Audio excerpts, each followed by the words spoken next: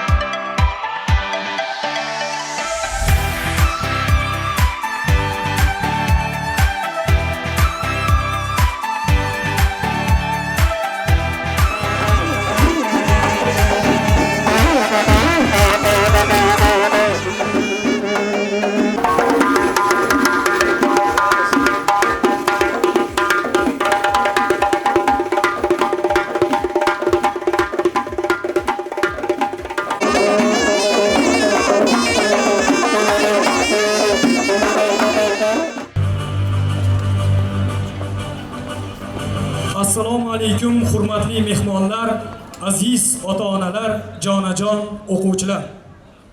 Barchangizni Ta'lim va tarbiya birlashgan dargoh Yuksalish maktabining Uchtepa filiali ochilish marosimida ko'rib turganimizdan behad mamnunmiz. Yangi O'zbekiston bunyodkorlari, ertamiz egalari bo'lgan yoshlarimizning puxta bilim egallashlari va chinakam ma'noda barkamol avlod bo'lib yetishishlarida xizmat qiladigan mana shunday ilm maskani siz u bizga, barchamizga muborak bo'lsin.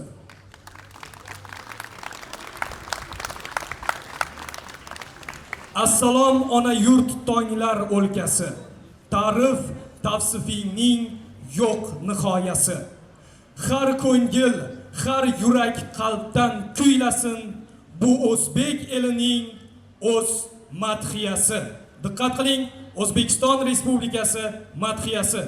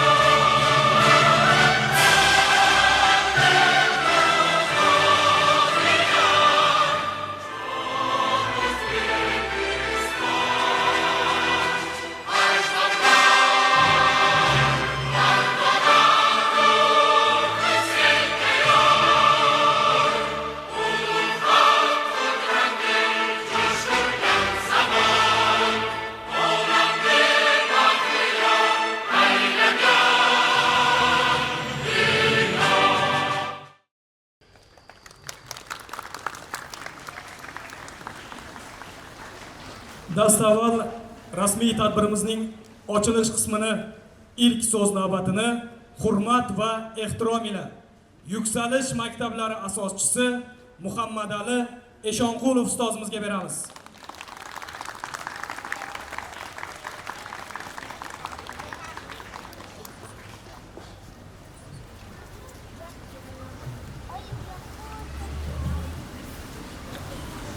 Assalomu alaykum hurmatli ota-onalar, ustozlar, mehmonlar, qadamlaringizga hasonat.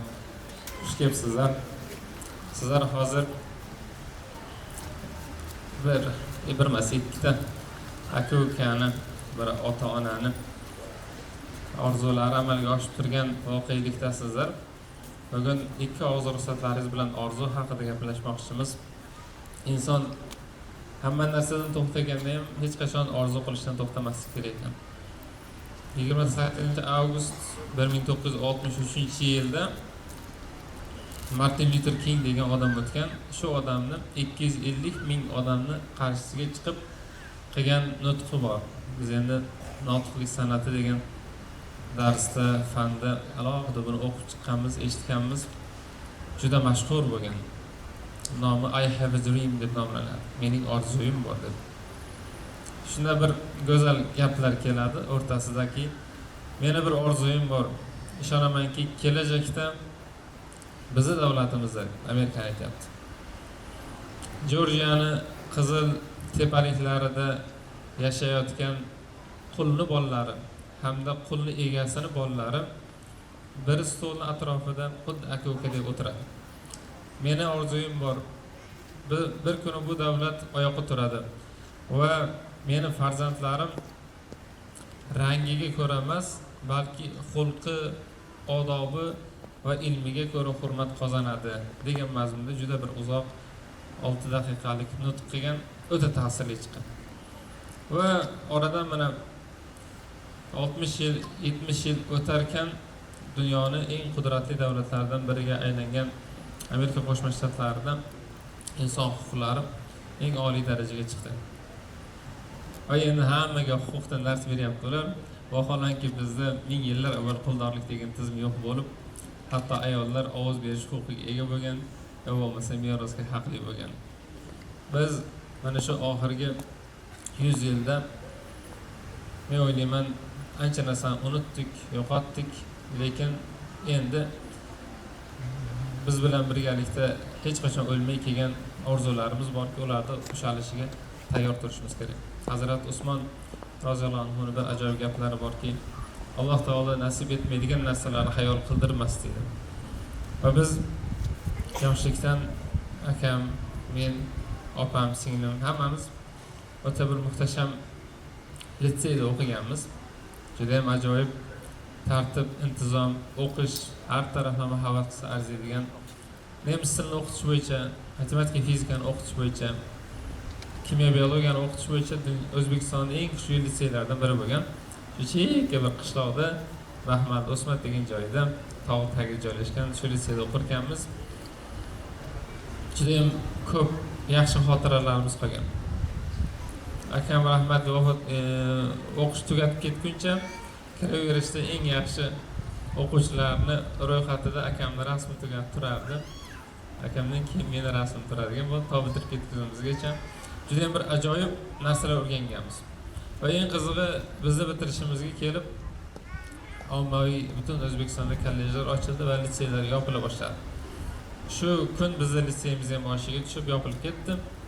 Bundan akam bilan juda ko'p kechalarni suhbatlashardik, siqilardikki, Muhammad Ali, agar menga Xudo nasib qilsa, men senga Xudo nasib qilsa, sen bir kun kelib mana shu litseyni ochamiz dedilar. Bu qanaqa bo'ladi bilmaymiz, lekin kattakan odam bo'lib ketsak, bir vazirlikda unda bunday ishlaydigan bitta qaror bilan, bitta imzo bilan hal bo'ladigan bo'lsa, shu ishni yo sen yo men qilamiz deb turib ko'p orzu qilardik. Oradan yillar o'tdi. Ro'parasi 10 yil oldin akam rahmat vafot etdilar va bu orzu meni yelkamga o'tdi. Va biz Jahon iqtisodiyot diplomatiya universitetini bitirgandan keyin ta'lim sohasida ish boshladik. Universitetlarda dars berdim. Undan keyin hayot paspalandi bo'lib, bir aylanib xususiy ta'limga kirib qoldik. Bundan bir 10 yillar avval xususiy maktab ochishlik orzu bo'lgan. Men doim orzular daftarim, maqsadlar daftarim, bloknotim bo'ladi. Shohroq ustozlar doim tutib o'ylagan narsalarni yozib yuring deyshadi.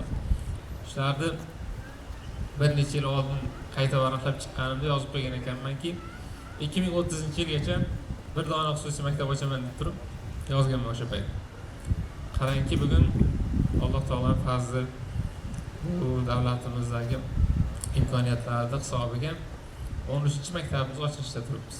Qadamlaringizga hasanat.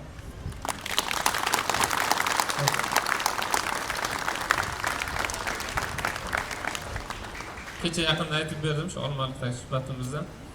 Rost aytadigan joyi, Andrea Agassi degan bir tennischi bo'lgan. 92-yil Wimbledonda chempion bo'lgan paytda minglab odamlar shu boshi uzra kubok ko'tarib turganda bir jurnalist kelib turib savol javob qiladi. O'zingiz qanday his qilyapsiz? Mana bugun siz birinchi marta chempion bo'lib turibsiz.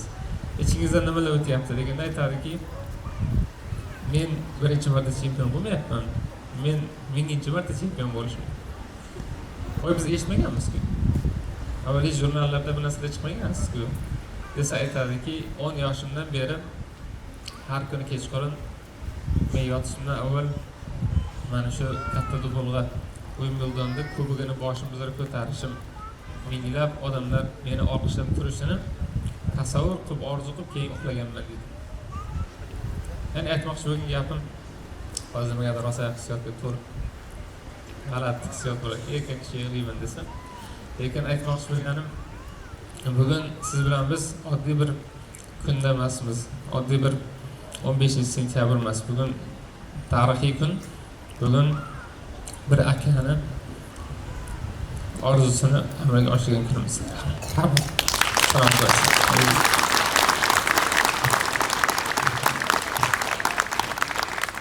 Endigi so'z navbatini Muhammad Ali ustozimizni padar buzrukvorlari Mamatqulov Olimjon Eshonqulovichga marhamat.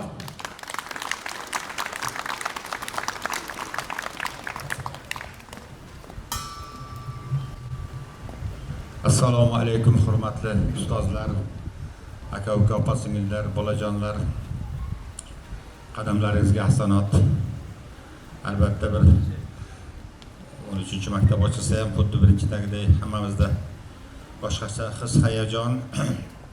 Xuddi o'zim mana birinchi sinfga kelayotgandayman. Farzandlarimizning orzulari amalga oshganidan, sizlarning farzandlaringizning orzulari amalga oshganidan behad xursandman. Alloh taolo mana shu kunlarga yetkazganiga beadad shukrlar bo'lsin.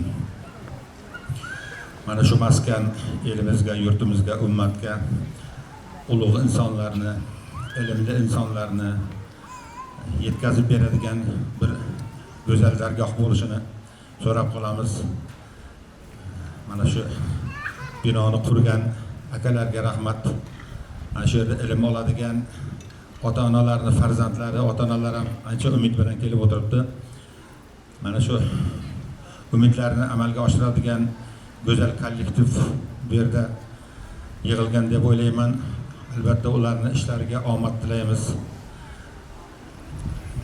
Butun mehrini, bilimini, ilmini mana shu yerda o'qib ilm oladigan farzandlarimizga ulashadi va ular bundan yurtimizga, mana butun dunyoga fazilatli, ilmli, buyuk insonlar mana shu yerdan chiqadi deb umid qilib qolamiz. Mana shu kollektivga, murabbiylarga, ustozlarga, kelajaklarda mana shu ishlariga omad tilaymiz. Barchangizni xush kelibsiz deymiz. Sog' salomat bo'lingizlar.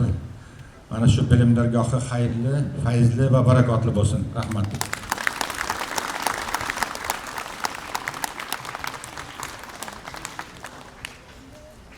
Bugun har qachongidanda yuraklari hayajonda turgan 1-sinf o'quvchilarimizni davramizga taklif qilamiz. Marhamat.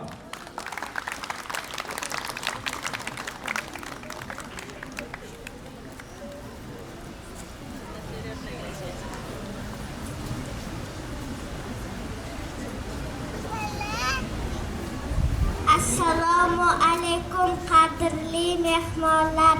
Mening ismim Yasmina. Oyim bilan dadam do'ppili bolalar maktabida o'qishda orzu qilardi. Akam bilan men shu maktabning o'quvchilari bo'ldik. Oyim aytadilar, bolalarni ota-onalarning chiroyli duosi, ustozlarning sarafli mehnati büyük insan qiladi. Yuksalish maktabining barcha o'quvchilar büyük insan qiladi.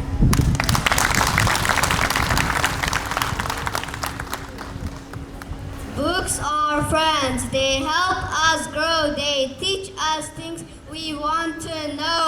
Numbers, dance, and letters say. School is such a joyful thing. Raise your hand, be kind, and share. Show your teacher that you care. Try your best in all you do. Learning makes you smart and true.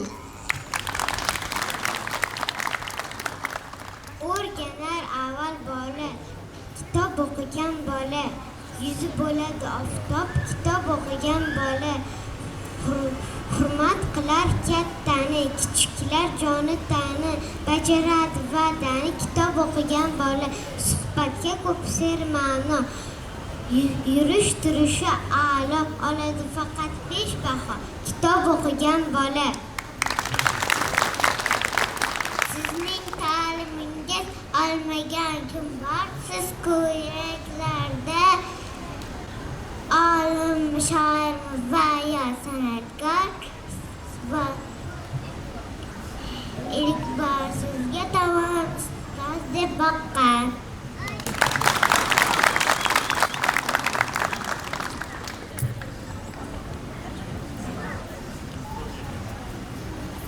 Dedilar dunyoda asli kim aziz? Aytdilar ustozdir ustoz begumon. Yana aytdilarki aziz shubhasiz ustozlar qadriga yetolgan inson.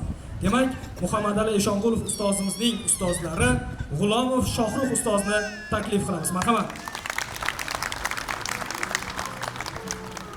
Assalomu alaykum. Mana shunday fayzli dargohga yig'ilgan aziz mehmonlar, ustozlar, do'stlar, yor birodarlar. Muhammadali ukamiz shogirdimizni bugun bir quvonchli kunlardan biriga yig'ilib turibmiz. Bundan bir 12-13 yil oldin Muhammadali biz universitetda o'qigan paytlarida ko'p maqsad haqida ko'p gapirib dars o'tardik. Muhammadaliga bir narsa aytardimki, bir narsani inson qog'ozga tushirib yozishni boshladimi, qalbiga kirishni boshlaydi va u duoga aylanadi. Agar duoga aylangandan keyin bo'ldi, u muhrlanadi, qayerdadir, Alloh taoloning huzurida va u bir kun kelib albatta amalga oshadi. Faqat amalga oshish masalasi vaqt masalasi qoladi. Ya'ni banda xohlagan narsa, xohlagan paytda o'sha so'ragan narsasi amalga oshmas ekan, faqat banda tayyor bo'lgan paytda Alloh uni yaratib berar ekan. Agar bu dunyoda tayyor bo'lsa, bu dunyoda o'sha so'ragan narsasini berar ekan. Bo'lmasa, bu dunyoda undan kattaroq narsalarga qovishtirar ekan. Bugun mana shu narsani aytmoqchimanki, Muhammadali bir go'zal niyat qilgan ekan.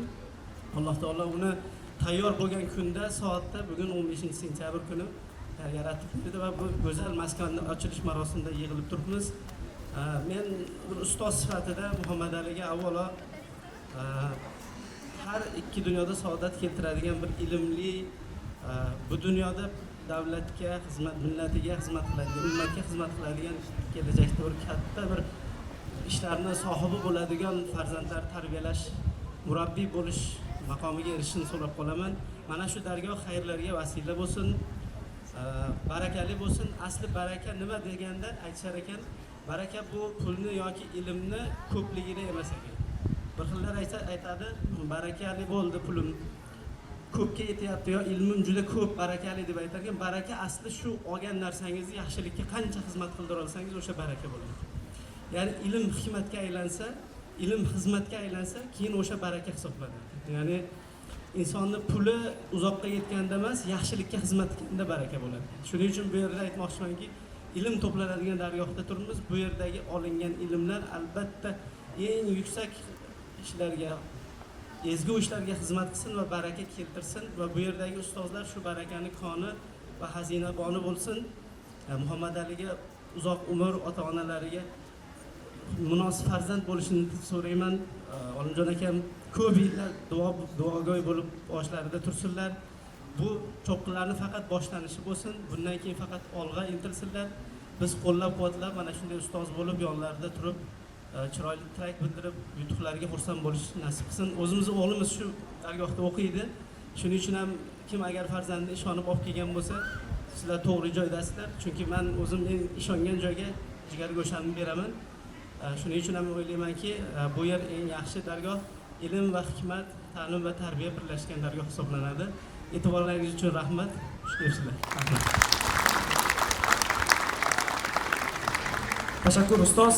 Ana endi mazkur ochilayotgan maktabimizning ustozlaridan Aliqulov Jaloliddin ustozimizni taklif qilamiz.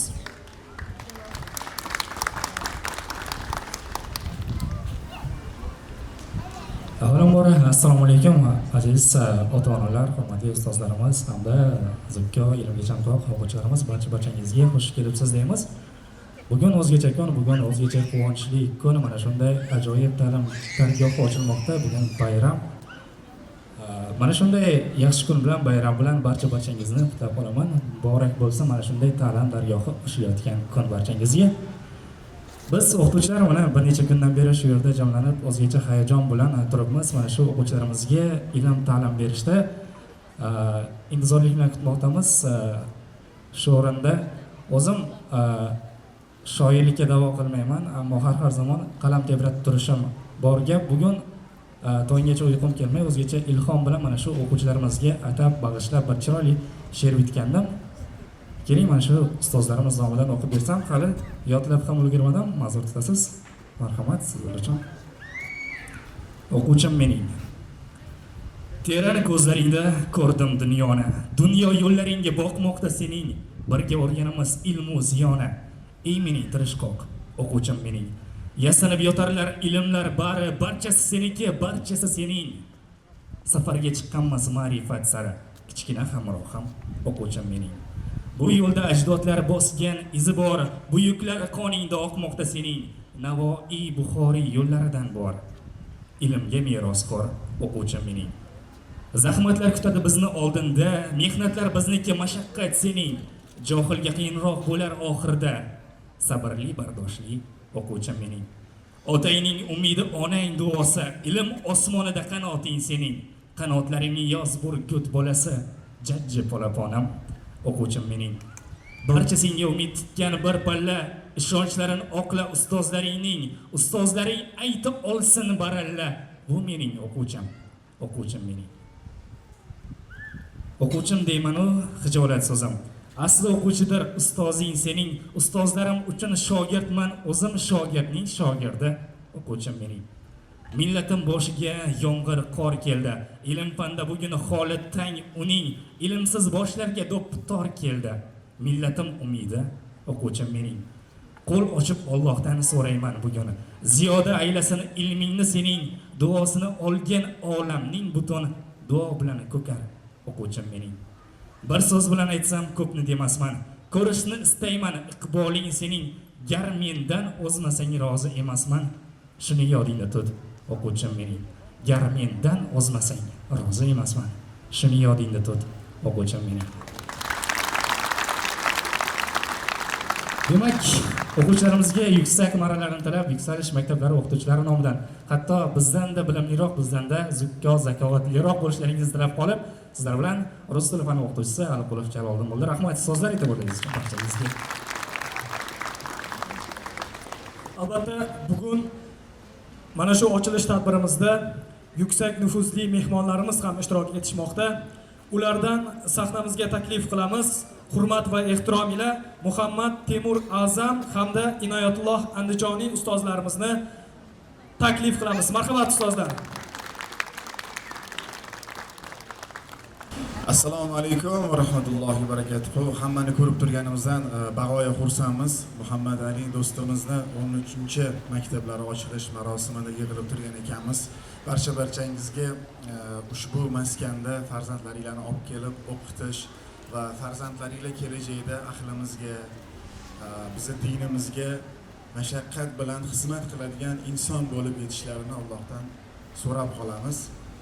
Aybga buyurmaysizlar, sal hali o'zimizga kelmaganmiz, hayajonlanamiz biz ham, chunki bunaqa qisqa vaqt ichida bu yigit 13 ta maktab ochadi deb hech kim o'ylamadi. Bunaqa yaxshi bo'lib ketadi deb hech kim o'ylamadi. Biz shu bir ikkita deb qolib ashuni yuksaltiramiz dedik. Qarasa yaxshi bo'lib ketdi hammasi, alhamdulillah. Nafaqat 13-chi, 130, keyin 1300-chi maktablar ochilishda ham mana shunday aziz mehmonlar bilan, aziz dargohlarda siz bilan turish nasib ro'z aylasin. Kelgan hamma ota-onalarga, o'quvchilarga, barchaga kattadan katta rahmat aytib qolamiz. Tanda joninglar sog', omon bo'lsin. Assalomu alaykum, aziz mehmonlar, aziz ustozlar, aziz o'quvchilar. Biz endi atrofni ko'p kuzatamiz, kasbimizdan kelib chiqib jurnalistimiz. Shunda bir narsaga guvoh bo'lamizki, ba'zi odamlar bor, o'z sohasida yaxshi mutaxassis bo'ladi, yaxshi ishlar ham qilishi mumkin, lekin o'sha odamlarda qadriyat muammosi ko'zga tashlanadi. Ya'ni milliylikdan yiroqroq bo'ladi, ustoz-shogird munosabatlari, shunaqa narsalarga unchalik jiddiy e'tibor qaratishmaydi va o'sha paytdagi qaysidir ma'nodagi bir ta'limdagi muammolar sababli ham bo'lgan bo'lishi mumkin bunaqa narsa. Shu sababli Toshkentda yurtimizda juda ko'p ta'lim maskanlari bor, xususiy maktablar bor.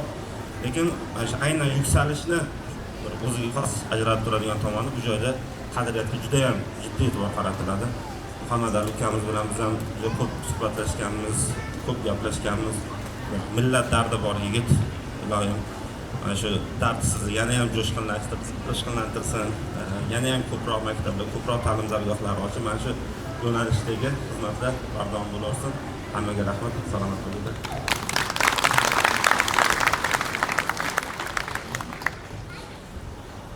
Ana endi davramizga yana bir bor ustozimiz Muhammad Ali Eshonqulovni taklif qilamiz. Marhamat ustoz.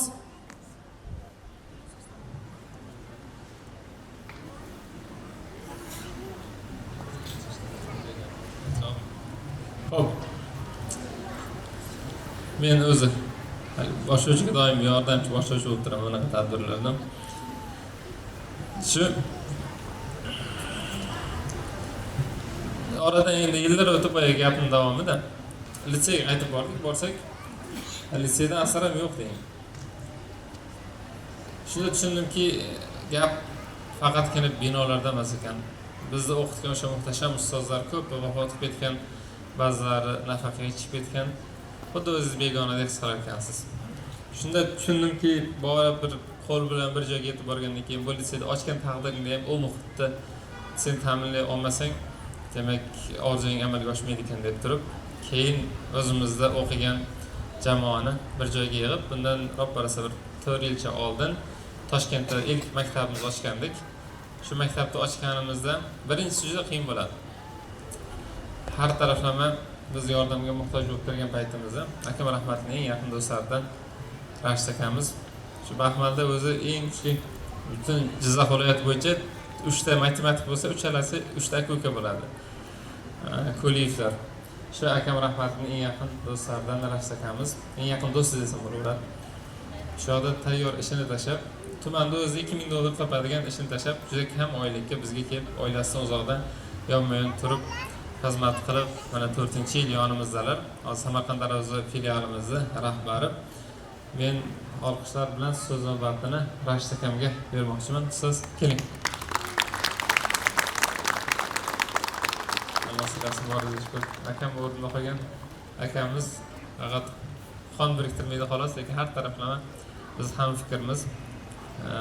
Biz bosib o'tgan yo'llar bizga ko'rmagan taraflari bo'lishi mumkin. Ikki hozir Rashid akam va Rashid akamdan keyin ushbu maktabimiz direktori Azizbek ustozga so'z navbatini beramiz. Marhamat. Assalomu alaykum, hurmatli ota-onalar, aziz o'quvchilar. Rahmat ustoz. Haqiqatda o'sha biz litseyda birga o'qiganmiz. Litseydagi ko'p o'quvchilar yaxshi joylarda ishlab yetuk shaxs bo'lib, yetakchi bo'lib ketishgan. Biz ham mana shu o'quvchilarimizdan kelajakda o'z yo'llarini topib ketishligini, yaxshi kasblar egallashligini, eng muhimi halol oqibatli ummatga xizmat qiladigan o'quvchilar bo'lib yetishishini tilakdoshimiz. Shu yo'lda harakat qilyapmiz. Ozgina bo'lsa-da mehnatimiz singsa bundan xursand bo'lamiz.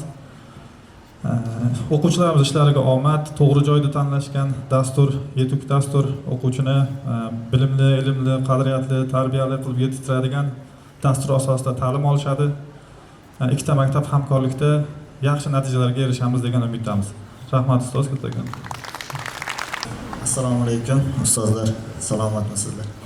Xo'p, bugungi ochilish marosimiga kelgan hurmatli ustozlarimiz, aziz ota-onalarimiz va qadrli o'quvchilarimiz, xush kelibsizlar deymiz. Bugun biz uchun tarixiy kun, hayajonli kun, unutilmas kun bo'lyapti. Bu ochilish marosimimizda sizlarni ko'rib turganimizdan juda ham xursandmiz. Bu ochilayotgan maskan qadrli o'quvchilarimiz nafaqat bilim maskani, undan tashqari butun orzu umidlarni ushaltiradigan maskan bo'lishini niyat qilib qolyapmiz, Xudo xohlasa. O'quvchilarimizga yangi ochilayotgan maktab, yangi hayotidagi yangi eshiklar ochilishini niyat qilyapmiz. o'quvchilarimizni har bir erishgan yutuqlari biz uchun faxr, vatanimiz uchun g'urur bo'lishini niyat qilamiz. Bu maktab ochilishida xizmat qilgan ustozlarimiz, quruvchi akalarimiz, undan tashqari fidoyi jamoamizga tashakkur bildirmoqchiman. Undan tashqari bizga ishonch bildirib turgan ota-onalarga ham tashakkur bildiramiz. Xush kelibsizlar. Xodimlaringizga qasamyod.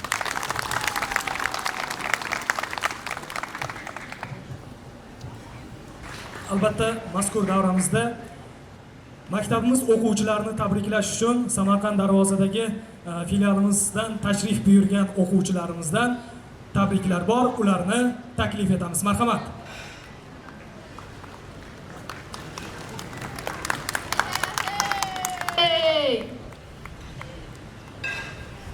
Kim oladi yo shuginani yo?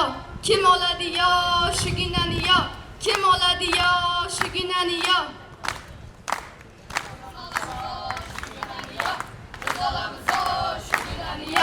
Kim oladi yo shuginani yo? Kim oladi yo shuginani yo?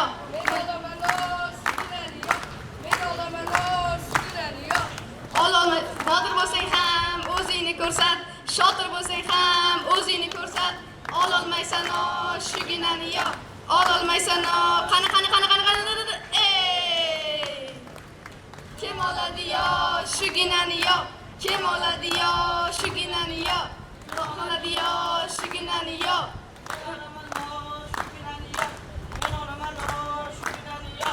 Botir bo'lsang ham o'zingni ko'rsat, shotir bo'lsang ham o'zingni ko'rsat. Ololmaysan o shuginani yo, ololmaysan o shuginani yo. Qani. Kim oladi yo shuginani yo? Kim oladi yo shuginani yo? Kim oladi yo shuginani yo?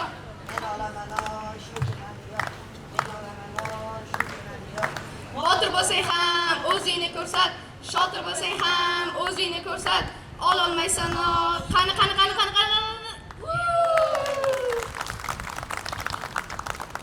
O'quvchilarimizga omad tilaymiz.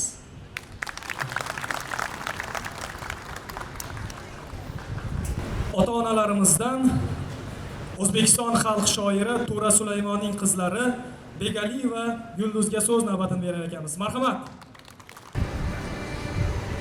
Assalomu alaykum. She'rga to'plangan ota-onalar, hurmatli insonlar. Faxr tuyg'usi bu juda bir g'alati narsada. Men hozir kirib kelyapmizda otamning faxriya she'ri bilan boshlandi. E'tibor berdilaringmi yo'qmi? Boshlovchi yigitimiz bilsa kerak. Mahfiyadan oldingi o'qilgan she'r otamning she'ri edi. Boshqacha bir bilan kirib keldim.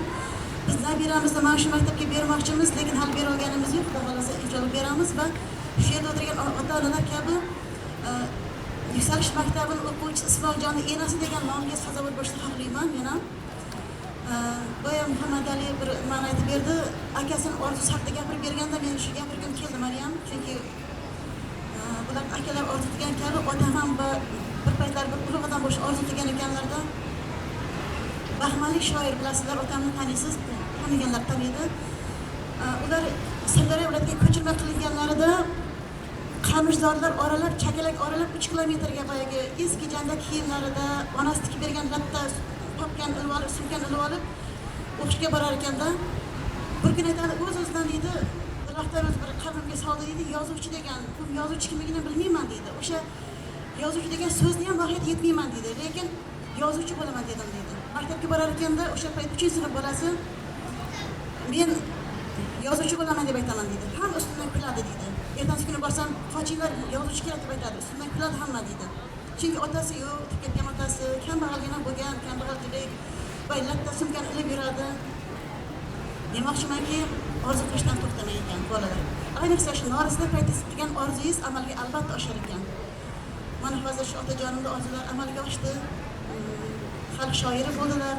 Yaqinda faxriy xizmatlari uchun degan unvon oldilar. Kecha yaqindagina bo'lgan shu mustaqillik bayramlaridan kelgan. Va yana demoqchimanki, shu o'zlari yashab o'tgan uy katta muzeyga aylandi hozir.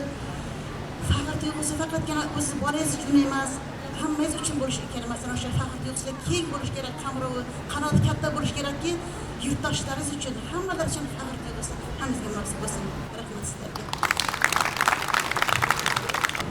Ana endi mana shu rasmiy tadbirimizning kulminatsion nuqtalariga yetib kelmoqdamiz.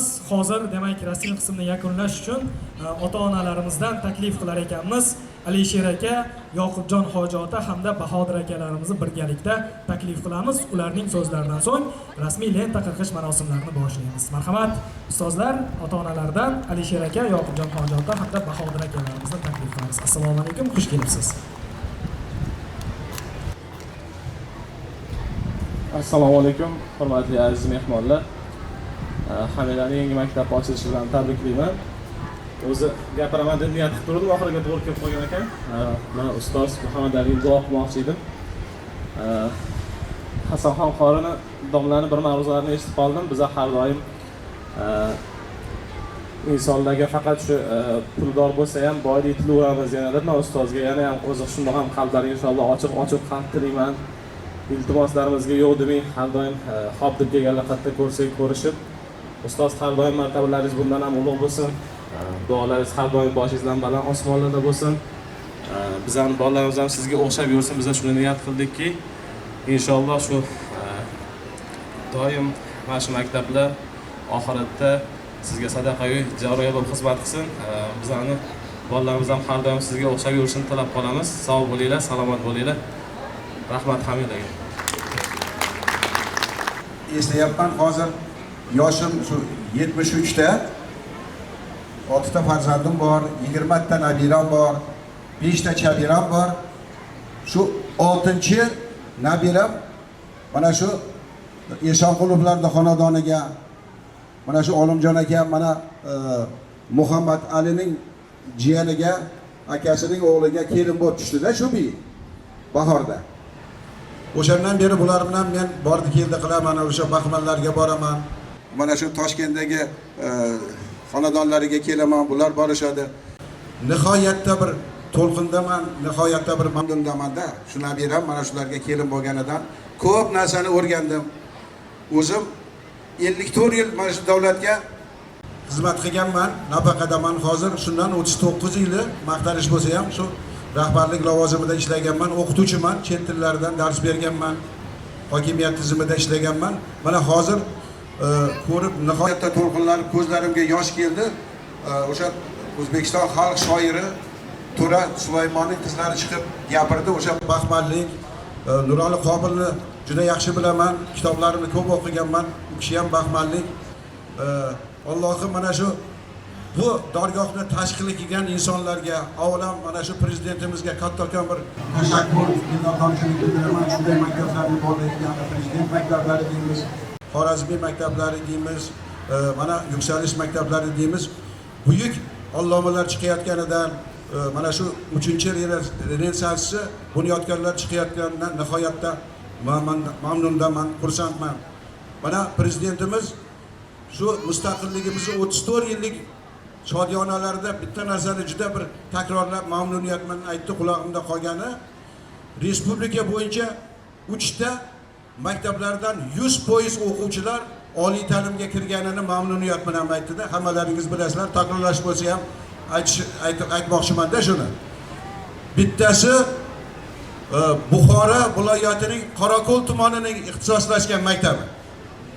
Bittasi Navoiy shahrining ixtisoslashgan maktabi. Bittasi Jizzax viloyatining Hamid Olimjon va Zulfiya nomidagi ixtisoslashgan ijod maktabining o'quvchilari ana shu bu yilgi yilda, mana shu o'quv yilida 100% hammalari shu oliy ta'limga kirganini mamnuniyat bilan bir aytib o'tdi. Men o'ylayman, mana shu yuksalish maktablarida ham xudo xolasa kelgusida farzandlarimiz ana shu hozir mana 42% respublika bo'yicha-da endi Qomrov oliy ta'limga. Shu 80% bo'lishini, 100% bo'lishini, ana shu 3-renessansni quradigan insonlar chiqishini Allohdan so'rab qolaman. Mana shu yuksalishdan mana shunday bolajonlar yetishib chiqib, barchalaringga rahmat. Rahmat, muvaffaqiyat tilayman. Ana endi mazkur ochilish tadbirimizning asosiy qismi, ya'ni maktabimiz lentalarining qirqilish jarayoniga o'tamiz. Hali bu dastlabki qismi, undan keyingi qismlari haqida aytib o'tmoqchiman. Xo'p, dastavval lenta qirqilganidan so'ng ota-onalarimiz bilan Muhammad Ali Eshonqulov ustoz boshchiligida maktabimizda o'quvchilarga, ustozlarga yaratilgan shart-sharoitlar, qulayliklar, imkoniyatlarni maktabimizni aylanib to kutubxonamizga qadar ko'rib, aylanib chiqasizlar. Ana undan keyin tadbirimizning keyingi qismi bu tomonimizda, demak, faollar zalimiz bor. Faollar zalida Muhammad Ali Eshonqulov ustozimiz ota-onalarimiz uchun manfaatli, juda ham ajoyib suhbat qilib beradilar. Ana undan keyin hammaga, barcha mehmonlarimizga bayram dasturxonimiz tashkil etilgan. Barchani ketib qolmasdan bayram dasturxonimizga taklif etamiz. Ana endi barcha kelgan aziz mehmonlarimizni, ustozlarimizni mana bu lentamizni chiroyli, rasmiy shaklda ochib berishni taklif qilamiz. O'quvchilarimiz esa turib turadilar va undan keyin kirgandan keyin, mehmonlar kirgandan keyin o'quvchilar ham ustozlari ko'magida o'z sinfxonalariga yo'l oladilar. Barchamizga bayram muborak bo'lsin.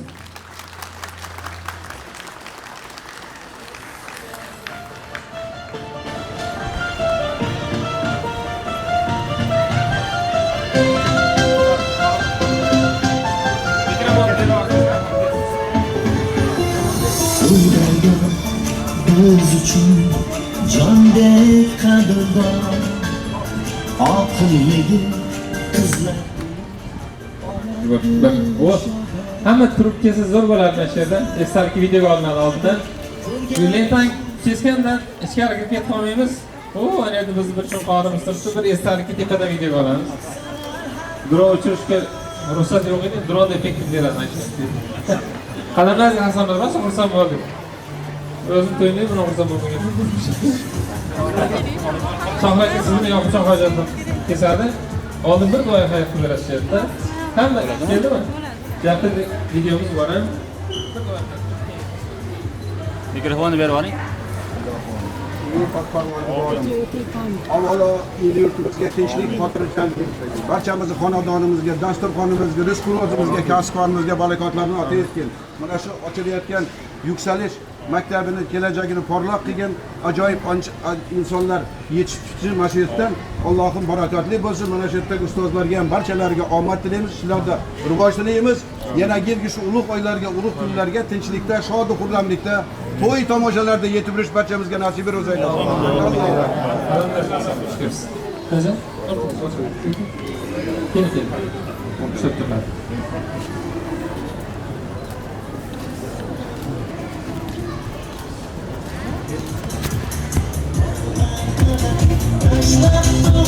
Biroz qazaklar. Alloh sizlarni bor bo'lsin. Maktabda endi bir aylanib chiqamiz, o'quvchilarimizni darsxonalariga kuzatib qo'yamiz. Aytganlaringiz mening tomonimdan bor. Keyin boshlanishga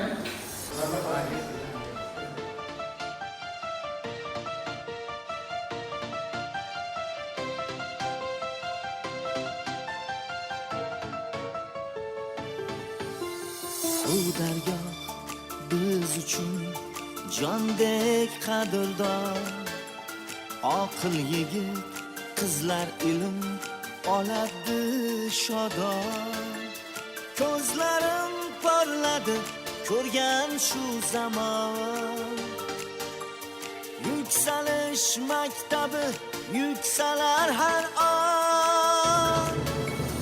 Yuksak cho'qqilarni zabt etar hamon. Mehribon, bilimdon ustozlari bor.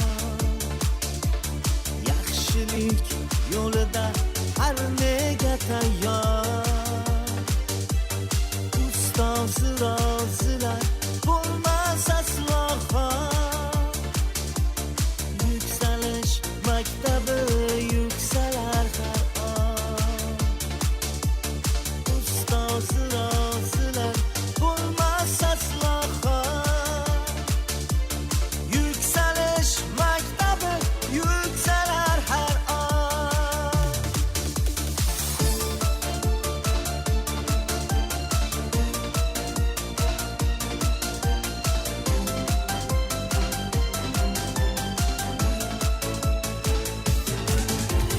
Tarbiya berishda qulaylik ogon. Olgan qadam tashlab to'xtamang nogon. tarbiya birlashgan dargoh. Yükseliş maktabi yükseler har an. Ta'lim va tarbiya birlashgan dargoh. Yükseliş maktabi yükseler har an.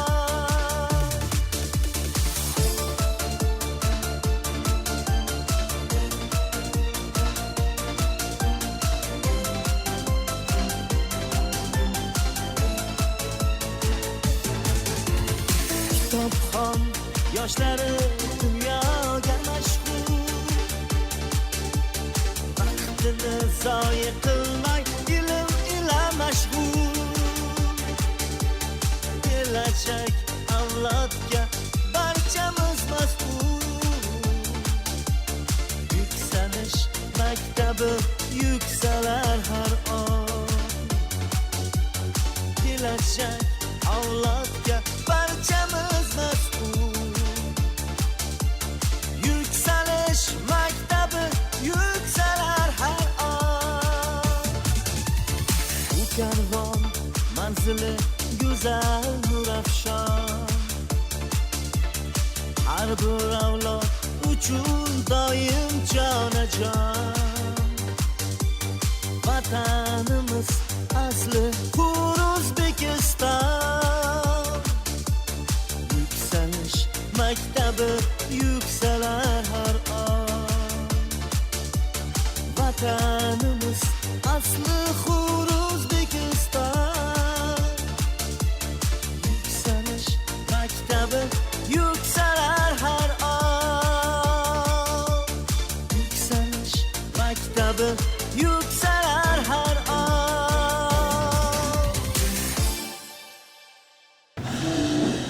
Xudo siylasa, xush kelibsizlar. Xizmatlaringizni, bizga bo'lgan e'tiborlaringizni juda ham qadrlaymiz. Men imkon qadar hech qanaqa bir filtrlarsiz, xuddi o'zimni bir akam, opam, yaqinlarimga gapirgandek gapiraman. Bundan bu yil 4-yil ta'limda xizmatimiz ketyapti. Va men tushunib yetgan narsa haligi gap juda to'g'ri ekan. Agar qilayotgan mehnatingni, rohatini o'sha kunda o'zi ko'rmoqchi bo'lsang, kosibchilik qilgin deydi. Etik keladi, tikasan, pulini berishadi, ketadi. Agar bir yilda ko'rmoqchi bo'lsang, bir oyda ko'rmoqchi bo'lsang, qayerdadir oylikka ishlaydi. Bir yilda ko'rmoqchi bo'lsang, dehqonchilik qilgin. Agar butun umr xizmatingni, rohatini ko'raman, natijasini ko'raman desang, ta'lim bergin dedi. Ya'ni o'qituvchilik qilgan degan gap bor edi. Agar o'zgarib ketmagan bo'lsa. Va buni bir nozik tarafi ham bor-da. To'g'ri, ta'lim berganingizda butun umr rohatini ko'rasiz, lekin boyagidek birinchi kunda bilinmaydi, bir oyda bilinmaydi, bir yilda bilinmaydi. Biz endi shu sohada yurganimiz uchun tushunganim, bir ota, bir ona mahkam tursa, ustozlar mahkam tursa, bola yaxshi tursa, 3 yilda o'zini mevasini berar ekan. 3 yilda ko'rinar ekan. Mana birinchi sinflarimizning 4-sinf bo'ldi. Yoki shu 0dan boshlaganlarimiz tarbiyasini juda bir yuqori natijalar ko'rsatib, hatto ustozlardan ham o'tib ketishganini ko'ryapmiz. Demak, ta'limda 3 yil kerak ekan dedi. Shuning uchun biz ota-onalardan kutuvlar masalasida bir ikki narsalarni iltimos qilgan bo'lardim. Ya'ni ko'pincha ota-onalar 10-15 yilda bermagan tarbiyasini shuni maktabga olib keladi, ertasi kun kutadi-da. Muhammad Temur Azam akam ketib qolmadi. Bir ajoyib gaplari bor edi shu kishini. O'rkani Facebookga kirsam, yaxshi bir post yozgan ekan. Biz yillar davomida xatolar, gunohlar qilamiz. G'aflatda umrimiz o'tadi. Qalbimizga qora dog'lar tushib qop-qora bo'lib qoladi. Hatto o'ladi ham. Ajoyib tunlarda birda bir uyg'onamizda. Kechasi xuddi bir 2 rakat tahajjud namozi o'qigan bo'lamiz. O'qib bo'lgandan keyin zimdan qalbimizga nazar solamiz. Muhammad Temur Azam aka, sizlardan iqtibos keltiryapman men. Siz bitta post yozgandingiz. Yillar davomida gunohlarni qilib o'zimizcha bir 2 rakat nafl namoz yo tahajjud o'qib qo'ygandan keyin sekin qalbimizga nazar sola boshlaymiz. Katta o'zgarishlar kutamiz. Xuddiki shu 40 yillik gunohlarni, 30 yillik gunohlarni bor yo'g'i bir 2 daqiqada shoshib o'qigan namozimiz yo'q bordi, avliyoga aylanib qolgandek kutamiz. Yo'q. O'sha Nyutonning o'sha birinchi qonuni shekilli inersiya bor narsa ekan. Doimiy ravishda qilingan xatolar, gunohlar, g'aflatlik bu bir lahzada yo'q bo'lmaydi. O'shancha mehnat kerak bo'ladi yana. Bo'lmasa adolat qani? Juda kamdan kam holatlarda o'ta kam odamlarga, millionlardan birlarga nasib qiladi. Mutlaq tavba nasuh qilib turib, o'shandan bir lahzada poklanib ketishlik. Qolgan holatlarda mehnat kerak bo'ladi. Xuddi shunaqa hurmatli ota-onalar, bu yerda sizga menga o'xshagan oddiy odamlar tasvir beradi. Ular bir avliyolar emas, ehtimol avliyolar biz bilmasmiz, lekin bir qandaydir fantastik qobiliyatlari yo'q. 12 yildan beri, 15 yildan beri qotib qolgan bolani bir kunda olim qilib qo'ya olmaymiz. Warren Buffettning bir ajoyib gapi bor edi. Ba'zi bir narsalarga vaqt talab qilar ekan. Men iqtidorli bo'lsangiz ham, bilsangiz bir oyda tug'ib bola ko'ring qani deydi. Er-xotin men xohlagan taqdirda ham Xudo taolo qaror qilib bergan ekan, 7 oy bilan 9 oy yo'g'i 10 oy, 11 oy cho'zilsa, shu o'rtada tug'ilar ekan. Men iqtidorli bo'lsangiz ham 1 oy, 2 oy, 3 oyda bolali bo'la olmaysiz ekan. Xuddi shunday ba'zi narsalarga vaqt talab qilinadi. Shuning uchun ko'pchilik hozir stereotip bo'lib qolgan, men pulni to'lab qo'yganman-ku deb turib, uydagi o'ziga o'rgatish kerak bo'lgan narsalarni ham tashqaridan talab qiladigan ota-onalar paydo bo'lib qolgan. Ular yo'q deb o'ylayman, lekin mabodo bor bo'lsa, o'sha kutuvingizni yo'qoting demoqchiman. Ya'ni akademiyamizda 20 ming yaqin bola o'qitdik. Har xil rahmatlar eshitganmiz, har xil takliflarni eshitganmiz. E'tirozlarni umrim mobaynida eshitmaganlarni ajoyibini eshitganman. Biri shunaqaki, sizlar nimaga meni bolamga yaxshi tarbiya bermayapsizlar? Qizim kechqurun ovqatlanib bo'lganimizdan keyin nimaga idish-tovoqlarni bor yo'q qo'ymayapti? Bu bir onani o'quv markaziga berayotgan shikoyat. Tasavvur qilyapsizmi? Yaxshi, unitazni suvini oqizmayapti deb yoziladi. Bu hayotda biz pozitsiyamizni aniqlab olishimiz kerak ekan. Qushda bitta qanot maktab bo'lsa, ikkinchi qanot ota-ona bo'ladi. Shunga hamma rozimi? Men shu paytgacha bitta qanotni bilan uchgan samolyotni ham ko'rmadim, bitta qanot bilan uchgan qushni ham ko'rmadim. Ikkita qanot bo'lishi kerak, ikkovi birga harakatlanishi kerak, sinxron bo'lishi kerak. Biz imkon qadar, bahol qudrat, kuchimiz yetgancha bu yerda harakat qilamiz. Lekin bolangizni 3 dan 1 umri bu yerda o'tadi. 3 dan 2 siz bilan o'tish kerak. Ya'ni 8 soat maktabda bo'lsa, 8:30 dan 4:30 gacha. Qolgan vaqt u uyda bo'ladi, ko'chada bo'ladi. Bu yog'i siz javobgarsiz. Mendan ko'pchilik so'raydi, masalan, obeddan keyin krujok bor, boshqa narsa olib ketsam bo'ladi. Bizni maktabga berdingizmi, repetitor shart emas o'zi aslida. Agar sportga bermasangiz, kech qolgan yo bo'lmasa shanba kunlari, lekin ingliz tili bo'lsin, rus tili bo'lsin, koreys tili bo'lsin, matematika, fizika oliygohga kiradigan qilib turib o'zimizga chiqamiz. Hamma narsasi ichidan. Ya'ni u berishi shart emas. Lekin har ota-onalar bor, rosa so'rashadi. Men aytaman, yo'q. Biz o'sha shartnomaga ko'ra 8:30 dan 4:30 gacha javobgarmizmi? Bolaning issiq sovug'i hammasiga biz javobgarmiz. Mabodo u ko'chada biror kor hol bo'ladigan bo'lsa, ertaga biz boshimiz bilan javob beramiz. O'shaning uchun biz o'zimizga mas'uliyatimiz bo'lgan soatlarga mukammal harakat qilamiz javob berishga. Uni yo ota-onaning ixtiyorida. Ixtiyor sizda bo'lgan vaqtda imkon qadar harakat qiling, bu bolani oddiy bola deb qaramasdan, bir buyuk inson deb qarang. Tasavvur qiling. Siz zamonasining eng katta bir olimi, Nobel mukofotini olgan Markaz Osiyodan chiqmagan olim. Inshaalloh yaqin orada chiqadi. Tasavvur qilinglar. Biz mana Muhammad Yunus degan olim odam keldi yaqinda. Hozir u Bangladesh prezidenti. Adashmasam. Shu odam Central Asian University, ya'ni avvalgi Ak universitetida suhbat qilib berdi. Biz endi mehmon qilib chaqirishgan, borganimda bir olimga hali hayotda u darajada havas qilmagandim.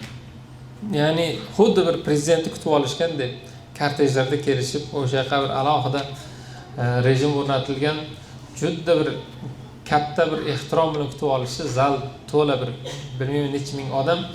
Bu odam keldi, bir Nobel mukofotini sovrindori ko'rgan hurmatni ko'rib, ha, Demak, inson ilm bilan ham shunday yuksalsa bo'lar ekan deb.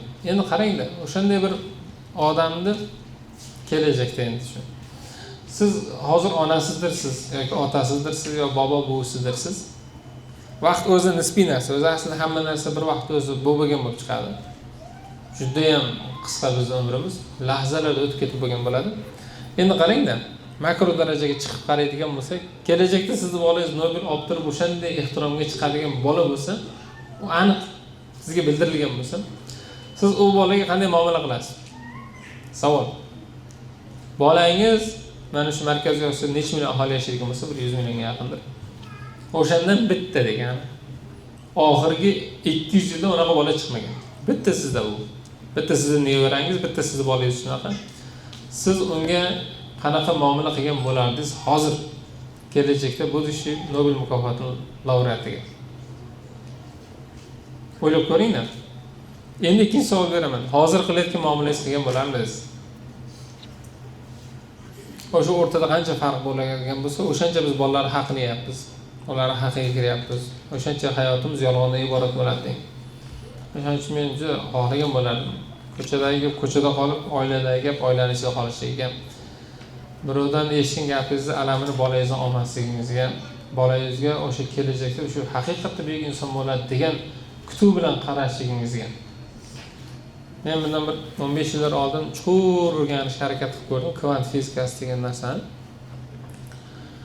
Va ma'naviy olam bilan moddiy olamni bog'lanadigan nuqta bor. Mana siz meni hozir ko'rib turibsiz, men jismlardan tashkil topganman. Ichiga kirib borsak, hujayralar, to'qimalar, uni ichiga kirib borsak, molekula, undan keyin atomdan keyin elektron, proton, neytron bo'ladi. Uni bo'linmaydi deb yotuvdan emas, elektron eng kichik narsa, uni ham ichiga kirib borsa, eng oxirida torlar degan narsa chiqadi. Struny deydi, strings deydi inglizchasiga. Torlar. Ya'ni xuddi bir cho'lchanga o'xshagan, mayda-mayda shunaqasiga ipga o'xshagan narsalar chiqadi.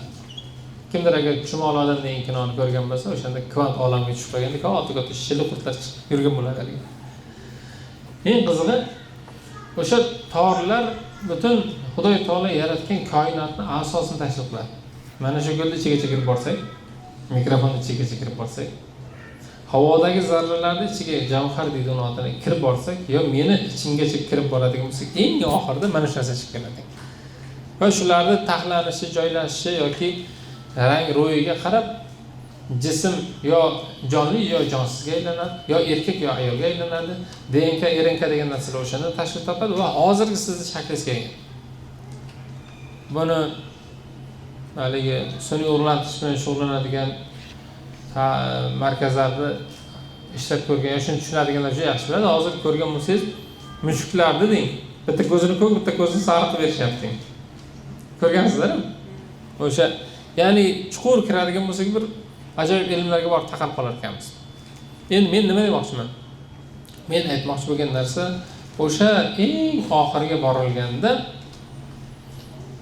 inson agar bir fikr o'ylasa, o'sha torlar, cho'lchanglar deymizmi, bir chiziqqa teriladi deydi.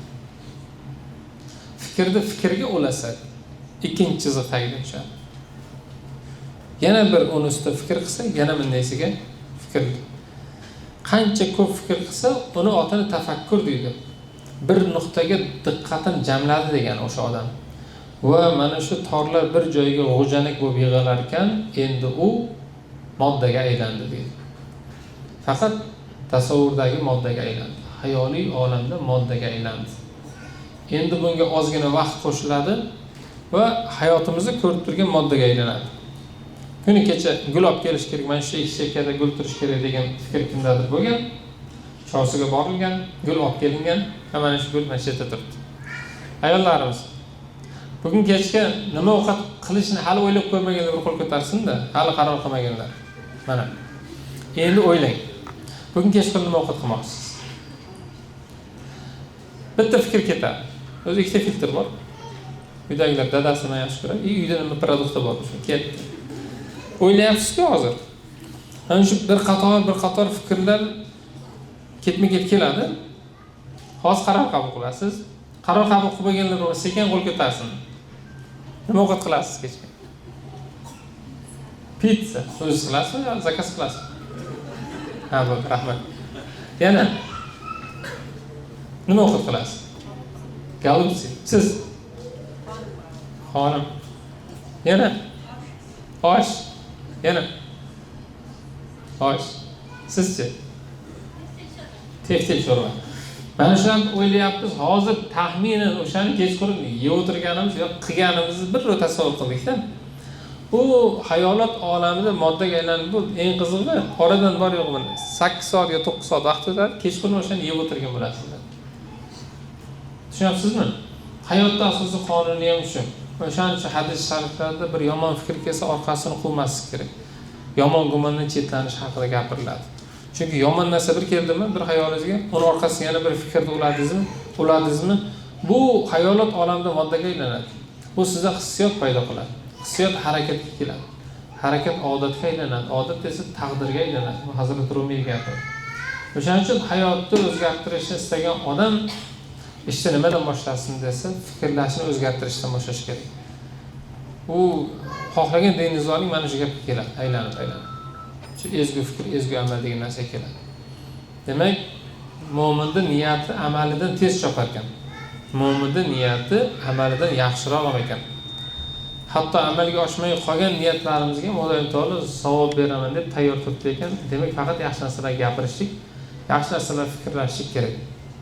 Men bu haqida juda ko'p kitoblar o'qiganman, juda ko'p narsa eshitib o'rganganman, lekin ba'zi narsalarni to'liq tushunish uchun yillar ketar ekan va 30 ga kirib o'tgan yil dekabrda tushundimki, shu narsani biz miyamizga hatto ortiq ko'p yomon narsalarni keltirar ekanmiz, chegara qo'yar ekanmiz va shayton bizni ikkita o'ta bir nozik tarafimizni ushlab vasvasa qilar ekan. Birinchisi, o'tmishda bo'lib o'tgan yomon ishlarni o'ylatib tushkunlikka tushiradi. Ikkinchisi, kelajakda hali kelmagan bo'lish ehtimoli ham yo'q bo'lgan yomon hodisalarni o'ylatib yaxshi ishlarni qilishlikdan chalg'itadi va hozirgi naqd turgan baxtingizdan mosuv bo'lishga da'vat qiladi. Bu men bilmayman, bir 100 ga, 200 ga, 500 ga yaqin o'qigan kitobning eng oxirgi xulosasi. Bu nima deydi? Qaniydi 10 yil oldin tushunganimda. Chunki masalan bir yaxshi ishni boshlashingizdan yo'lni boshida shayton turadiki, sizga yomon tarafini o'ylatib o'shani voz kechirib, qancha yaxshiliklar bizni ichimizda o'lib ketmadi deysiz. Yuzaga chiqmasdan turib. O'shaning uchun Xudoy taologa tavakkul qilishlik o'ziga bir xos nima deydi? Yo'nalishlikda gap katta ekan. Seni homing, seni suyanchig'ing, seni turgan zotni o'zi hamma narsaga qodir bo'lsa, buni tushungan, buni fahmlagan odam endi oldida qanday to'siq bo'lish mumkin? Xuddi shu pozitsiyada qarang farzandingiz tarbiyasida. Xudoy taolo So'folir bobomiz aytadi, iroda qilsa ul hayyu tavono, qilur bir lahzada bilmasin dono deydi. Bu azasida Hazrat Odam alayhissalom bobomiz haqida aytilgan. Lekin Xudoy taolo shunga qodirmi desa, ha qodir. Farzandingizdan bir buyuk inson chiqarishga qodirmi? Ha, qodir. Bu yo'lda faqatgina bitta to'siq bo'lishi mumkin, shu o'zimiz bo'lishimiz mumkin. Oilaviy muhitimiz. Qolgan sharoit masalasida bizda hozir nima deydi? Muammo yo'q. Hamma zamonlarda yaxshiroq zamonda yashayapmiz. Hamma zamonlarda. Bu yerda qiyinchilik ko'rgan odamlar bor. Ocharchilik nimaligini bilgan odamlar ham bor. Hozir bizning bolalarimizda sharoit jihatdan umuman masala yo'q. Shu ojizlik va dangasalikdan panoh so'ralgan ekan. Men yaqinda shu ikkita so'zni tushunib yetdim. Shu yoshga kirib ta'rifini o'qigandan keyin. Ojizlik degani nima? Inson bir ish qilishga o'ta qattiq xohishi bor, lekin uni sharoiti, imkoniyati yo'qligiga aytilgan ojizlik deb. Dangasalik nima desa, insonda bir ish qilishga hamma sharoit bor, lekin uni qilishga xohish yo'qligi aytiladi. Bugungi zamonda biz o'sha faxrlangan bobolarimiz bor yo'qmi? Imom Buxoriy o'zini aytsak, 4 tagina hadisni eshitish uchun yuzlab kilometr masofaga yo'l bosgan. Eshakda, tuyada, otda, piyoda ham yurgan u kishi qancha. Siz bilan men hozir 10 kilometrga mashinada yursak konditsioner yoqib olamiz deng. Lekin u odam issiqda shuncha qiyinchilikda yurib, borib shuncha ilm to'plab kelib sizga mana shu meni bolalarim kelajakda o'qisa kerak deb ko'p safarda yurgandan. Xudoning yo'lida umrini tikdi, farzandlar-u mana shu avlod uchun umrini tikdim. O'shanday to'liq bir kitob uyimizda shundoq turadi. Qachon oxir marta ochib o'qiganini ko'pchilik eslolmaydi. Demak, Imom Buxoriy Hazrat bilan biz o'zimizni solishtiradigan bo'lsak, Imom Buxoriy bo'lishga kimda imkoniyat ko'proq desa, bizda ko'proq. Shar'iy jihatdan 100 ga 100 u odamdan biz ancha ustunroqmiz. Qo'shiladimi shu fikrga hamma? U odam juda ko'p masalada ojiz bo'lgan, shar'iy jihatdan. Xohish o'ta kuchli bo'lgan. Kitob bo'lsin, bir odam topishlik bo'lsin, boshqa bo'lsin. Biz esa dangasamiz bunga aslo bo'lsin. O'shaning uchun hurmatli ota-onalar, oilaviy muhit bolaga juda ham qattiq ta'sir o'tkazishini biz tajribalarda ko'rdik, o'zimiz hayotimizda sinab ko'rganmiz. O'shaning uchun bir yili onalar uchun kurs qildik. Eng qizig'i bir oyga qolmasdan bolalarni o'qishi o'zgarish bo'ldi, ijobiy tomonga. Shunda tushunib yetdikki, demak ota-onalarni ham o'qitish kerak. Oddiy vajjaniya deymiz, mashina haydashga 6 oy o'qiysiz, nima? Onalik oddiy narsami? Otalik shu pravachalik qadri yo'qmi otalik degan narsani? Hozir 12 baldan oshib ketsa, pravayz nima, rishatmi, lishatmi deydi, o'shanaqa bo'lib ketadi, rishina bo'lib ketadi. Lekin inson hech qachon otalik va onalik maqomini tushib qolmaydi ekan. Umringiz oxirigacha berilgan maqom, Xudoning ikromi ekan. Endi qarang. Buni o'rganish kerak ekanda. Biz bilmagan narsa juda ko'p ekan. Yosh kattalardan eshitib o'rganishimiz kerak. Masala o'qib qolsa, maslahat berishimiz kerak. Hozir men endi bundan 10 yil oldin bitta kitob o'qigandim. Alohida o'qigan, hozir ham turibdi kitob uyimizda, oila haqida. Men uchun bitta kitob bo'lgan u. Hozir uyimizda o'zi 100 dan ziyod kitob bor o'zbek tilida, oila haqida. O'zbek tilida juda ko'p materiallar chiqdi. Endi uni o'qish kerak. Shuning uchun bu yil biz o'quvchilarimiz uchun o'zlarini ustida ishlashi uchun alohida rejalar qilganmiz. Xuddi shu narsa ota-onalar uchun ham bo'ladi, ruxsatlaringiz bilan. Bir yildan bir oyda bir martadan hisoblasak 12 ta essay yozamiz. Insho. Ota-onalar ham yozadi buni. Bolalarimiz ham yozadi. Bugun birinchi vazifani olishadi, ustozlarimiz ham yozadi. Inson yozganda juda ko'p miyasidagi tarqoq fikrlar jamlanadi. Buni o'ziga xos terapiyasi bor, psixologiyada ham bor, yozib dardini to'kishlik degan. Ko'pchilik yozmay qo'ygan. O'sha narsalarni yozib boshlaymiz. Shuning uchun keyin ota-onalarga men bugun birinchi vazifani bermoqchiman. Mening orzuyimdagi hayot degan mavzuda essay yozasiz. 1000 ta so'zdan kam bo'lmasi kerak. Bir hafta muddat sizga. Bu bergan Alloh taolo umrda qanday yashamoqchisiz? Mening orzuyimdagi hayot. Eshitishda orzuyim deb bilganmiz, imlo bo'yicha, lekin orzumdagi hayot deb yoziladi. Bahonadan ota-onalarning xat savodini tekshirib olamiz deng. Bolalarni o'qishi unchalik oson emasligini tushunib yetasiz deng. Va keyingi oktyabr oyidan beriladigan mavzularga qarab, mavzularni xos ota-onalarga, o'quvchilarga, o'qituvchilarga o'zgartirib boramiz. Xo'p, bu bizga nima beradi? Bu sizga nima beradi? Juda ko'p ota-onalar bilan bolalar o'rtasida qandaydir bir tushunmovchilik, kelishmovchiliklar bor. Bir jar bor, bir devor bor, bir parda bor. Buni bechara o'rtada mediator bo'lib turgan koordinatorlarni hisoblanadi xolos. O'shalar yechishiga sabab bo'ladi. Ko'p narsa. Aytilmaydigan gaplar qog'ozga tushadi ba'zan. Bolangizga beramiz. O'qi mana, dadang sendan nima kutyapti? Ayang sendan nima kutyapti? Bolangiz sizga aytilmagan qancha gap bo'lishi mumkin. Buni sizga beramiz deng. Va hamma narsa o'ta konfidensial saqlanadi va bolangizni portfoliyosiga tikilib borilaveradi. Yilda oxirida o'ziga qaytarib beramiz chiroyli qilib. Bir chiroyli tarix bo'ladi. Va shu bahona ota-onalarga ham ozgina bo'lsa ham o'zini ustida ishlashiga ehtimol sababchi bo'larmiz deb qo'ydim. Misol uchun umrida bitta kitob o'qimagan ota-onalarim bor deng. 3 ta yo 4 tadan keyin mening eng haligi sevimli yozuvchim yo bo'lmasa men yaxshi ko'rgan kitob degan mavzu chiqadi. O'shani yozuvchini ham ota-ona bitta kitob o'qiydi. Keyin men mana shu yozuvchini sevdim deydi-da. Keyin yozadi inshaalloh. Tushunyapsizmi? O'sha mavzular bilan sekin-sekin biz bizni tarbiya qilib ketaverar ekanmiz. O'sha gaplar. Xo'p. Bizni chillerimiz hali ishlamadi shekilli. bugun ertan liftimiz xudo xohlasa ertaga ishlaydi. Birinchi liftimiz bor maktab bo'lyapti bu. Haligi texnik ishlarda mayda-chuyda ko'zga ko'ringan, ko'rinmagan kamchiliklar bo'lishi mumkin. Yog'iga ma'zur tutasizlar. Qurilish ishlari oson emas. Bu yerda Abdulloh akamiz, Muzaffar akamiz, Rahmatli akamiz kecha kechqurun soat 1-2 va bo'lmasa shu bomdodgacha ishlashdan shu yerda bolalar, yigitlar.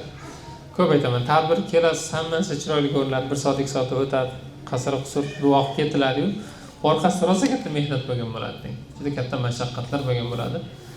Va biz juda ham sizlar duolaringizga muhtojmiz. Gapiraman desam gap ko'p, lekin kislorod qolmadi. Ruso to'g'ri aytgan ekan, menshi narodu больше кислорода deb.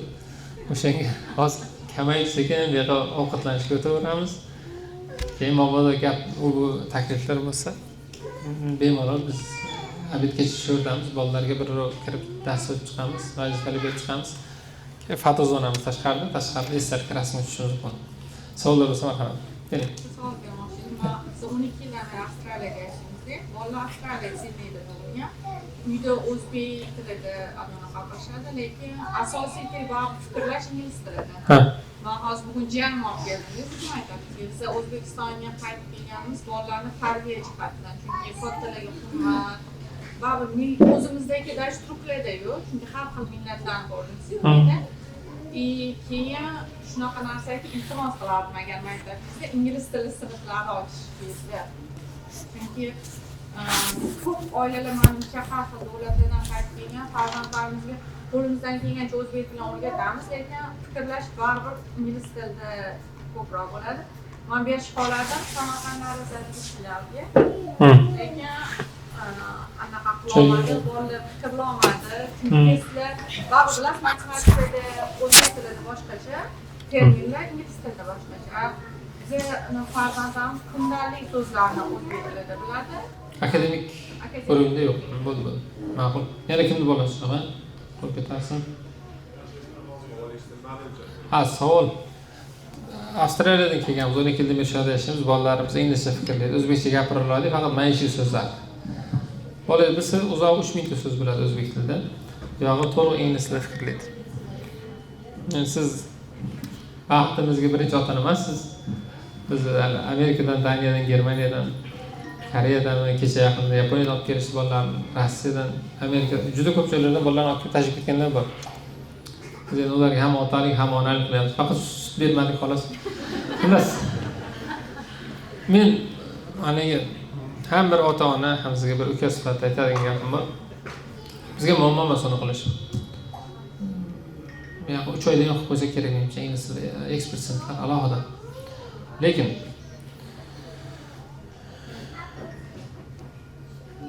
odam qaysi tilda ta'limni oladigan bo'lsa, o'sha til sohibi bo'lgan davlatga butun umr xizmat qiladi degan gap bor. Mustafa Cho'qayning gapi bor. O'shaning uchun imkon qadar bolalarimizni vatanparvarlik ruhida o'stirish uchun o'zimizning ona tilida ta'limni olsin, xorijiy tillar o'rgansin mana deb ingliz, rus, koreys tilini qo'yganmiz. Inshaalloh bitirishga mukammal bo'lib chiqadilar.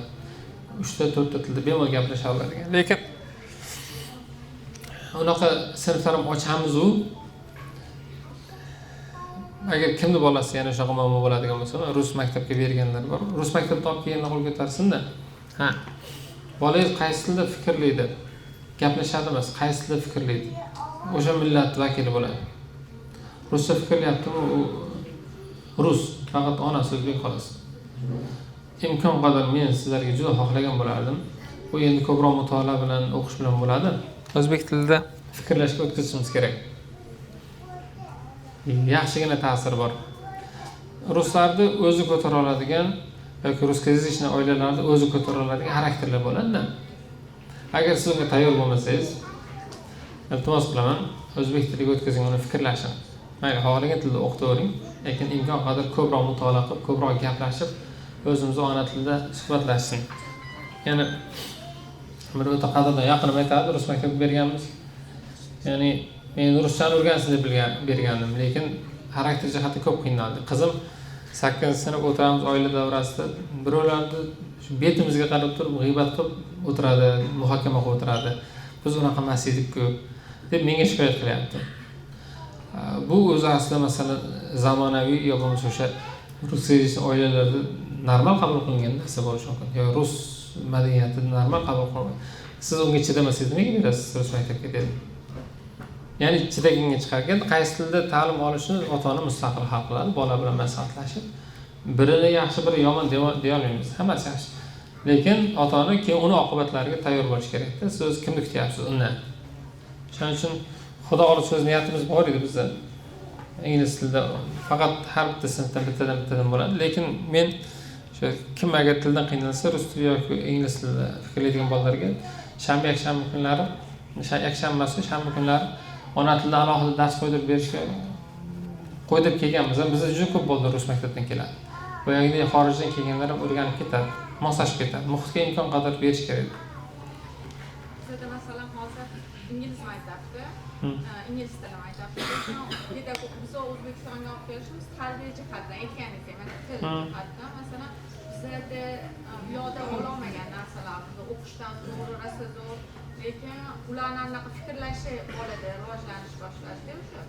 Chunki ulardagi erkin fikrlash, o'zini fikriga ega bo'lish 18 yoshdan keyin bo'ldi, men erkin odamman hisoblash. Lekin hozir ingliz o'qituvchilar yana dars berayotgan shu o'sha anaqada xuddi O'zbekistonda yashaymiz, lekin Avstraliyada qolib ketgan. Bering.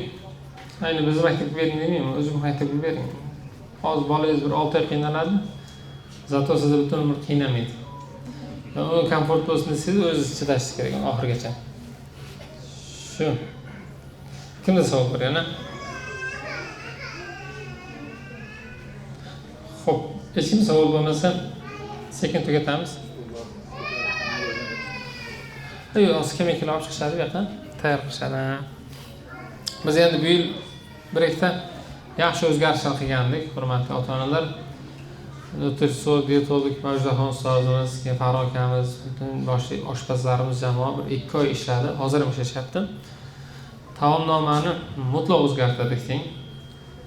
Unda imkon qadar GMO, ximikat aralashgan narsalar, bolalarga sog'lig'iga zarar beradigan jami narsalar chiqarib tashlab, o'rniga faqat tabiiy organik narsalar qoldirib, shu haligi har kuni payshanba, osh, juma kuni falon ovqat qilmasdan 40 kunda bir qaytariladigan sikl qildik. O'sha yeyiladigan narsalar ham VOZ talabi bo'yicha, ya'ni Xalqaro sog'liqni saqlash tashkiloti, o'zimiz sog'liqni saqlash vazirligi va mutaxassislarni talab bo'yicha ratsion bo'yicha beriladigan bo'ldi. O'shani inshaalloh bugun endi osh, bugun endi kattalar kelgan, ular uncha narsaga to'ymaydi. Lekin ertadan bolalarimiz o'sha ratsion bo'yicha ovqatlanadi. O'qish bo'yicha inshaalloh menga e'tiroz kelmaydi deb o'ylayman, lekin taomnoma bo'yicha o'zgarishni e'lon qilmoqchiman. Rosti biz noto'g'ri betartib ovqatlanish bo'yicha O'zbekiston dunyoda birinchi o'rinda turadi. O'ta hammasi teskari qiladi. O'z avval ozgina suv ichilish kerak, keyin meva yeyish kerak, keyin ovqat yeyish kerak, o'z asl qoidasi bo'yicha. Biz bosib birinchi quyuq ovqat yeb olamiz, orqasini choy ichamiz, keyin meva yeymiz. Oshqozon xudoga soldim korotchi deb turib, tepaga qarab biz qarg'ab o'tiraverardik. O'shaning uchun bolalarimizdagi nima deydi? Miyani fikrlashi, ruhni holati to'g'ridan-to'g'ri luqmaga bog'liq. Biz imkon qadar tozalik, yuz amallik qilishadi, gigiyenik talablarni maksimum rioya qilgan holda va endi bu yog'i tarkibini ham o'zgartirdik. Ba'zilari haligi oshday bir yog'li bo'lmasligi mumkin, bir shirin bo'lmasligi mumkin. Ba'zi doim 3-4 kasallik yeb yurgan bolalarimiz to'ymasligi mumkin. Lekin o'sha bolani yoshi, gavdasi, hajmiga qarab ratsion bo'yicha beriladi. Juda obid-obida beriladi. Va unda profisit kaloriya bo'lmasligi uchun, semir ketmasligi uchun, gormonal buzilishlar bo'lmasligi uchun biz mana shu narsaga boshida 1 oy mahkam turishimiz kerak. Ota-onalar ham sizlarni qo'llab-quvvatlashingiz kerak. Nutritsiologimiz alohida darslar o'tadi, offline, onlayn, sizlarga ham, bizlarga ham. Avval semirish degan narsa yosh kattalarda unda ham 40 dan keyin bo'lardi, qorin qo'yish degan narsa. Hozir muncha bolalar yum-yumaloq qolgan. Bu faqat gen deb genda ayblaymiz. Yo'q, genning ta'siri bolaga 25% bo'ladi. Haligi ota semiz bo'lsa, bola ham g'irt o'zi bo'ladi degani emas. Lekin yo bo'lmasa haligi boshqa narsalardan ham 25%, 4dan 1 holatda ota-onaning ta'siri bor bolaga. Lekin qolgan holatda o'zi kasb qilar ekanda. Dunyoqarashi, tajribasiga ko'ra. Shuning uchun bu bo'yicha ota-onalarga nima? Alohida onlayn dars ham o'tildi. Kim qatnashdi o'sha darsda? Biz yopiq kanalimizda qildik. Kim qo'shilmagan bo'lsa, bugun ertan sizni danlilaringizni kirgizib, bizda o'sha 4000 kishilik yopiq kanalimiz bor. Faqat ota-onalar bor u yerda. Sizlarga bir oyda 2 marta dars o'tiladi. Bittasi mutaxassis tomonidan, ikkinchisi bu oy men o'taman, undan keyin boshqa bir yurtimiz taniqli ustozlari tomonidan dars o'tadi onlayn. Shu o'tgan birinchi darsimiz sog'lom turmush tarzi haqida bo'ldi. Men o'zim ancha yildan beri bu narsani o'rganaman, lekin bilaman deb yurar ekanman, juda ko'p bilmagan narsalarim bor ekan. Shuning uchun ustozlar taomnomada o'zingiz xudo xohlasa tanishib chiqsangiz bo'ladi. Kunma-kun hozir 25-may kuni bolam nima ovqat yeydi desangiz, o'shaning ro'yxati turibdi. Ertalab zavtrakka nima yeyish, nima ichishi, obedga nima yeyishi va obeddan keyin tolmas choyiga nima. Biz 1 yillik juda katta reja qilindi.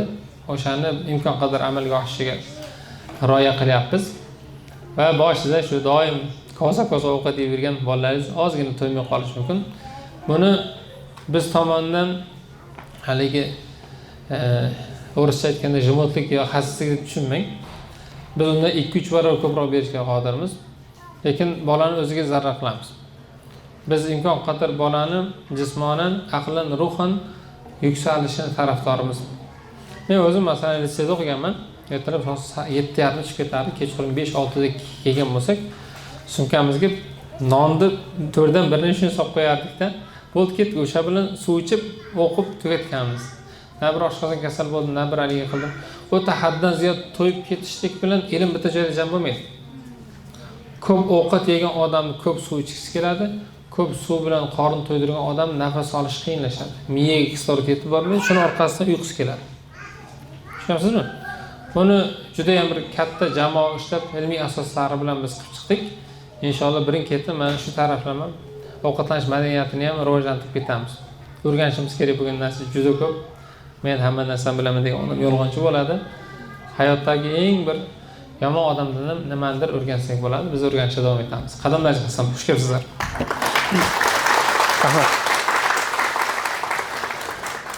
Endi hamma xolesterin va yog'ga boy bo'lgan oshga marhamat.